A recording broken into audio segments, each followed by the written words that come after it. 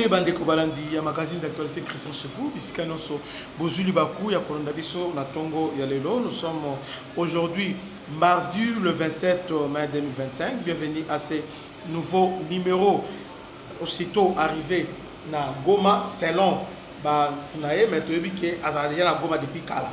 D'ailleurs, discours Oya Salaki, il a fait ça dans il y a Nokonae, James Kabarebe, selon plusieurs sources. Et Kabila, aujourd'hui, est allé visiter centre à idéologie. Il y a M23, parce que les Congolais, ils sont torturés, ils sont na Rumanga, pour un centre à idéologie et à formation. Il est allé rendre visite là-bas. Alors, beaucoup de Congolais, ils passent dans mon thème. Presque tous les Congolais, vous nous avez décidé. Comment et les Congolais sont là toujours. Et puis les Congolais sont dans le théâtre. Et le Bamboso, nous sommes dans le théâtre. Notre vie est en danger. On a un problème très sérieux. Comment on peut accepter chaque année, chaque moment, Rwanda a continué, Koboma, Koturti, même discours depuis. Aujourd'hui, on parle des Swahili forts. Qui sont les Swahili forts? Mais entre-temps, il y a un rapport accablant. Depuis ce matin, Amnesty International a publié un rapport. C'est grave. C'est grave, un rapport. Je vais vous lire ce rapport-là que Amnesty a publié. Donc, d'abord, à lobby, dans le titre qu'a Amnesty, les M23 tuent, torturent et retiennent des civils dans les lieux de détention. Une nouvelle enquête. Dans nos frères, Oyo, toujours partagés dans mon même patrie, même sang. Bazo Bango et pas Rwandais. Bazo torturé. Mais il y a un certain monsieur Kabila qui nous a amené ces Rwandais, qui est un Rwandais. Mais qui fait un discours banalisé pour dire que ce qui va au Salabongo, c'est parce qu'il y a mauvaise gouvernance en RDC. Et on nous dit que Félix géré par tribalisme, tout ça. Dites-moi un peu entre Félix, bon, je ne sais pas. Parce que Félix est dans le cabinet. Cabinet et c'est l'homme. Maintenant, il y a ce qu'on a mboka Oyo. Félix Gérard Banan, qui est président de l'Assemblée nationale, président du Sénat, et puis directeur cabinet chef de l'État, et puis commandant garde républicain, et puis chef de l'état-major général. Ah, Totika, soit nous sommes des sorciers, soit nous. Et puis les Congolais, nous sommes à la théâtre. Donc, pour nous, c'est là, nous sommes comme Kabila. Et après, mais Azobo Abisso, pendant que Mundele Alinga Bongisa joué, pendant les Américains, combien de souka que tu signé Bakona Bango, Bitumba Oyo va mettre fin. Voilà, Kagame a comprendre que Nanga Azo PZT. Kagame a compris que Nanga ne pèse pas. Rôle Oyo, ce qu'on a minute Oyo, Nanga et Gosimba sous-souté parce que Nanga Azo incarné le rôle Wanati. Maintenant, on a obligé Kabila de revenir, de prendre maintenant tête à M23. Et nous, les Congolais, toujours applaudir. Ah, Bandeko. Normalement, il fallait que Yinda. C'est il fallait que les Congolais marcher. Ils ont marché. Pourquoi? Comment Kabila a pu si Bekina Kagame? Bandeko. Est-ce que nous sommes un peuple ou bien nous sommes des naïveté, des naïveté? Je ne sais pas. Congolais est français, donc Congolais expert. Donc, sur les René à corriger à la place où on a Zoba. Quel est le Angolais? Angolais, les Angolais, et pas Angolais, on est docteur dans moins. Il n'y a pas trop de licenciés, il n'y a pas trop de docteurs. Ils ont pris tout le temps la guerre.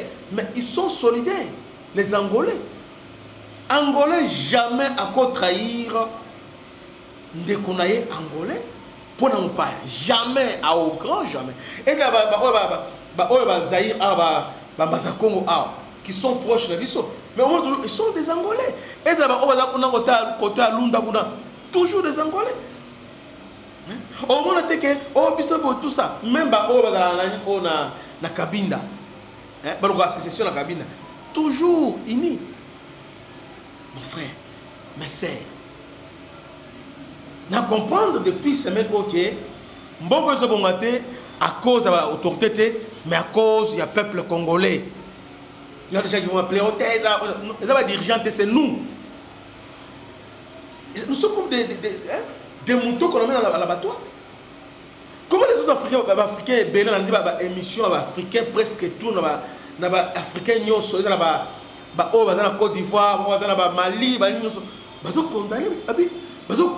Comment Kabila, avec ce qui s'est passé en janvier, une armée étrangère est Koti, est tuée, et bémi, et puis plus de combien de personnes, 13 000 personnes déjà, Koufi, na Goma.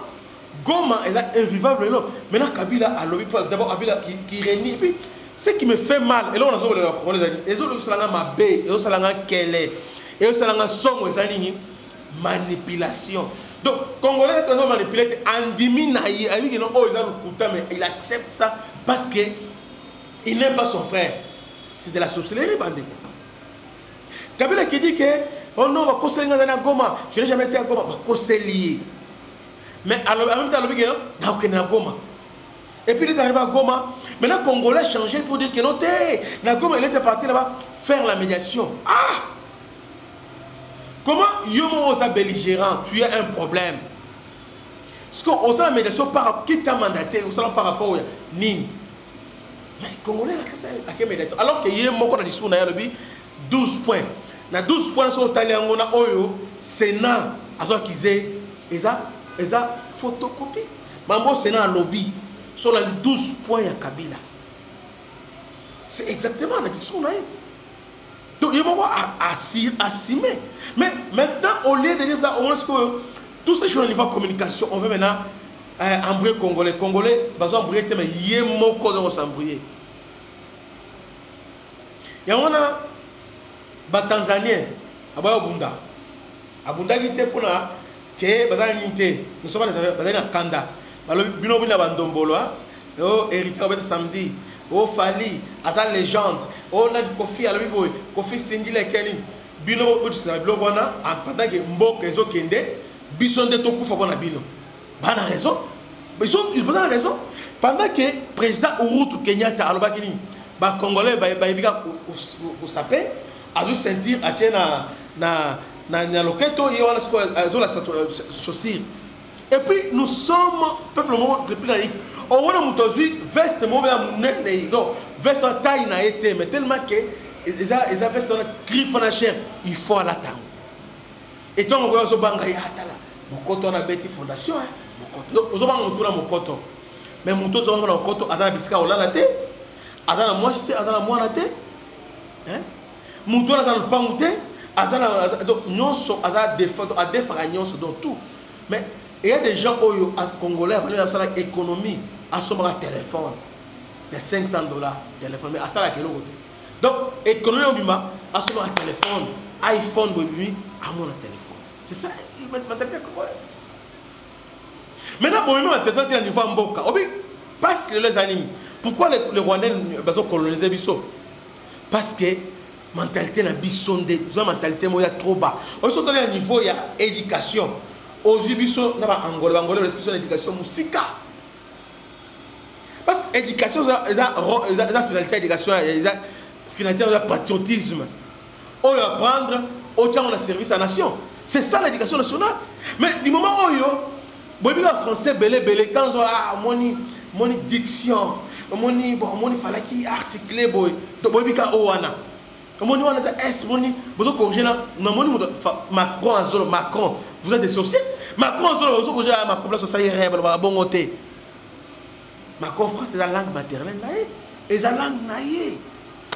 Il y a le mec qui a courgette, et puis quand on a dansé, il peut danser, on va zoba. On va danser, on va danser. Au stade, pour le moment, on va danser, on va faire un nouveau quartier. Il y a des Français, c'est français, donc on le vit au Courgeot. Mais la lingala qui part. Bobi, importance de Yamboka Onzama Pesibino. Bobi, importance de l'identité. Bobi, importance de la vivre ensemble. Et puis les Rwandais, à un discours, moi, il y a une séparation. Kabila. Séparation. Et aujourd'hui, les mêmes Kabila qui viennent vous dire que Batiko Kosara, je n'ai jamais été un simple soupçon. Or, les mêmes personnes qui ont publié là, au baloba munaye, ndé baloba qui a dans la gomme. Ndé baloba le dans la gomme. Ndé le bateau côté non, azo recevoir la gomme. De quoi vous parlez? Il y a des Congolais qui sont passés à la télévision, sur le débat. Le président Félix est mort dans la bon, on a évité, mais azo s'y mettait. Parce que comment on peut permettre un pays dans la guerre, combien de plateaux de télévision à débat? Parce que Mboka quelque part, si on ne parvient pas à gérer les médias, c'est-à-dire qu'on ne contrôle pas la pensée à peuple.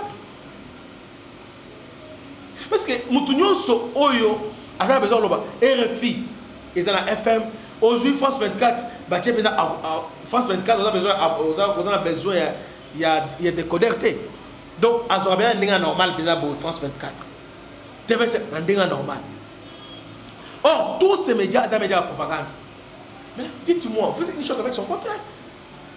Il faut censurer, il faut tout ça là, il faut narration, il faut ça pendant tant de guerres. Angola, ça y est, ah, ça fait autant d'années. Quelle année on a vécu? Donc, on avait tout censuré. Mais chez nous, nous sommes les plus démocrates. Ah, c'est un dictateur. Natongo Alelo, bandit, Natongo ce matin. Il y a des choses qui se passent dans le Congo. Lélo, manipulation et bandit. Et puis manipulation, ce ne sont pas des Rwandais qui ont partagé, ce sont des Congolais qui ont partagé, des pères et des mères. Et là, Liboso, Tabombeki. Tabombeki vient qui dit que Tabombeki. Qui est Tabombeki? Tabombeki, c'est le parrain Paul Kagame. Tabombeki, Bill Clinton, Tony Blair. Le parrain Paul Kagame, Bangwana. Tabombeki Mandela, le parrain Paul Kagame. Les gens qui ont Est et Tabango.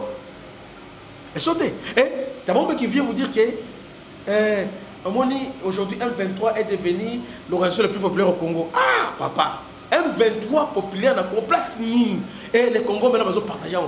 Tabombeki, il est sage, il est sage. Je regrette parfois de partager la même nationalité dans Batumsus. Puisque, et vous avez Sony. Gabon, au Gabon, vous avez au Cameroun, vous avez Niboé. Quand vous regardez le Congolais, à Bino, Batupamba, à Bino, à Bino. Parce que vous avez un niveau que Rwanda a dominé. Mais comment Rwanda a dominé? Mais vous avez divisé. Même c'est les Rwandais qui vous agressent. Mais il y a des Congolais qui défendent ça. Les Congolais à défendre. Les Rwandais, comment expliquer ça? Donc, les autres Africains vont comprendre. Et l'autre, c'est un État sérieux. Déjà, le gouvernement fait dans position. Et Sengeli va répondre. Et Sengeli va protester. Mais sur le cas, il n'a perçu. Non, normal. Et puis ce matin, Naka Kamere, Vital Kamere, à la présidence de l'Assemblée nationale, mais tout les communicants dans l'Union sont partagés, vidéo moko, non, on a plusieurs batailles comme les généraux dans la prison. Il y a plusieurs généraux en prison. Ah, papa. Tout ça, trahison, façon Oyo, ils ont abandonné Minduki, Bitumba, trahison, tout ça. Maintenant, ces gens-là, sont à droit de l'homme. Soit quand ils sont de soiliphone. Papa, toujours comme à un niveau mine, qu'est-ce qu'il faut faire maintenant? Si vous avez gouverné, ça la ligne, ça va mettre fin la guerre. Bon, tout le monde est à un niveau, on est commis.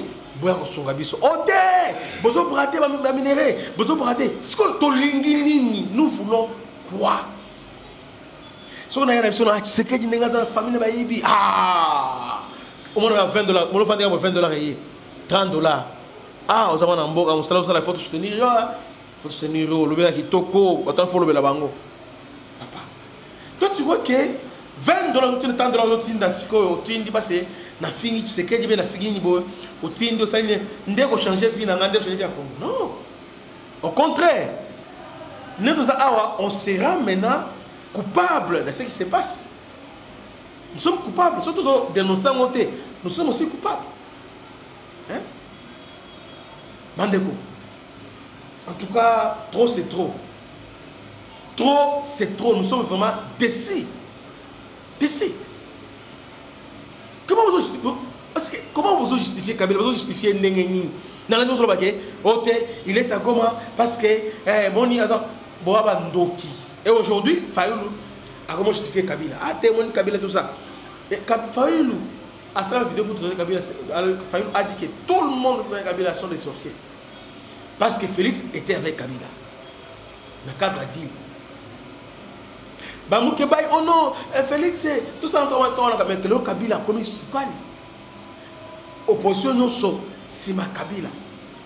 Et puis, Kabila a dit, tout le monde, oh, tu sais qu'il dit, il était parti au Rwanda. Ah bon? Ah bon? C'est ça. Nous ne méritons pas ce pays. Nous ne méritons pas ce pays. Tous mérité à monter. Si on mérite à Mboka, oh, l'élo marche l'église dans la partout, Bobimi va zéla, va marcher pour l'année. Parce que l'élo Kabila, parce que l'élo Kabila, c'est les années. Kabila a eu pour l'année. Parce que les Américains, les joueurs ont signé, l'élo dans les 29, l'élo dans les 27. Donc, dans une semaine, le ministre des Affaires étrangères a député, Sangana, va signer. Maintenant, Kagame est coincé, l'autre obligé, il a signé. Maintenant, après lui, ce sera comment? Il faut maintenant qu'il y ait une personne qui a comporté, va dédouaner, va laver, et non, dans la guerre, il y a Congo, il y a entre les Congolais, il y a alors, il y a Nanga, et aussi, Nanga, il faut le score, Oyo, Congolais, tout ça. Ils ont maintenant Kabila qui est maintenant, pour la ligne. Allez, exactement ce qui s'est passé avec Jonas Savimbi. Dans le monde entier, il y a président de la République, ancien président de la République. Dans le cadre, il y a agression. Ancien président peut accueillir l'agresseur. Peut à côté de l'agresseur, à côté de l'Iwana. Moutouana, c'est un sage. Amoutamaeli. Bazoba, Bandoki. Et après, tu vas pleurer. Ah, c'est mon abisso. Tous ont mérité au abisso. Tous ont mérité Nzala. Tous ont mérité Banzela Mabe. Tous ont mérité Yango. Nous méritons tout ça. Tous ont mérité Daniel Bumba, Bangobila. Nous méritons ça parce que même il y a quelqu'un qui a dit chaque peuple a mérité un dirigeant. Parce que les dirigeants, ils ont échantillon, prise. Donc, ils ont échantillon. Baza biso. So yo pele lo. Bo tu place sur la candé. Tout ça, l'idéologie, tout ça, la moralité, nous les Congolais. Combien d'émissions sont allées pour démontrer ce qui se passe? Lobby. Prenons exemple lobby. Autant lobby. On a tué Abou Porta. Rwandais, Koti. Parce que l'incursion à Kirumba. Plus de 100 morts. Mais officiellement, plus de 100 boyés dans le village. Terrorisés par Kimi. Ils ont remplacé. Kagame lobby, Congo, c'est qui aille. Ils ont tout ça. Mais quand Kabila part là-bas, c'est-à-dire à épouser, il donne à Kagame. Mais les Congolais sont en monté. Et puis TikTok, ils ont monde entier. TikTok et l'équipe YouTube et l'équipe Facebook, TikTok est plus vivant. Mais on a la vidéo à TikTok et puis en français. On a fait Kabila, tous les autres, parce que les autres Africains sont qui rient, parce qu'ils rient. Il y a quoi, mais qu'est-ce qui se passe là-bas? À mon drapeau au Congo, on a commis ça Kabila, on a commis ça M23 et Tabombe qui vient qui dit que M23 est le plus populaire. Or, les autres disent, de quoi vous parlez? Finalement, Félix, qu'est-ce qui se passe là-bas? Donc, ils sont dans la confusion. Maintenant, on a ce qu'on lobby que, bon, on a niveau commis, Boyo Kanaka Bosolo. Ah, Félix a trahi. Yo Zoba wana Congolais. Yo Bolola na Congolais. En tout cas, je suis dépassé. Yo Moutoana, ozo tia photo wana, ozo publié, ozo ah moni, Kabila est dangereux. Ah moni troba kini a trahi, a sonné la Kabila té. Bataille bango na bango. Mais finalement, nous voulons quoi? Tolingini. Bon, de toute façon, chacun a son vivre vie. Nous méritons ce qui nous arrive. Toujours méritons largement. Toujours méritons. Parce que si on était vraiment un peuple, parce que les gens qui meurent à l'Est, ce sont des Congolais. Les gens qui meurent à Bukavu, nani, baza congolais. Bozo sala nini, bo vande kimia, bozo mena masanga, bozo langwa, bozo kota ba concert, bozo sala ba légende, mais entre temps vos frères, bazo kufa. Bazo kufa. Et puis souvent on dit va vanter ah ba jena bango, ah ba jena bango, couple bango, ah moni après ça bazo kimbo, moni tay ko tumuta ba, moni bozo relativiser yango. Alors que avenir na biso lelo et au dépend na ozo le kalelo, donc avenir na biso à lobby soit ba rwandais ba coloniser biso soit histoire aussi mais le moment auto na suka maman to me non et que le moment sko mokilo mobimbe lobby qui était ba kambo ici là alors bo bisko pour trahir le Congo bandoki to lâcher binoté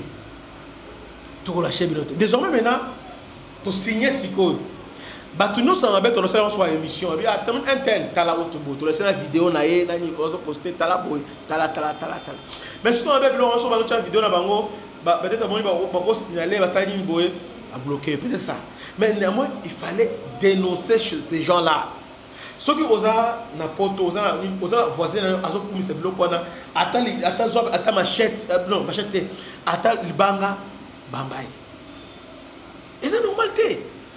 Et ça, normal, que Dieu vous bénisse. C'était votre âme serviteur, le Bishop Christian. À la prochaine. Ciao.